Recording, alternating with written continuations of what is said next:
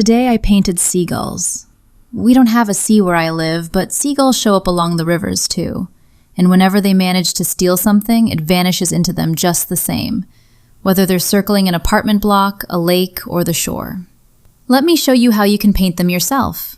I drew the outlines in black ink, then filled in the color with watercolor.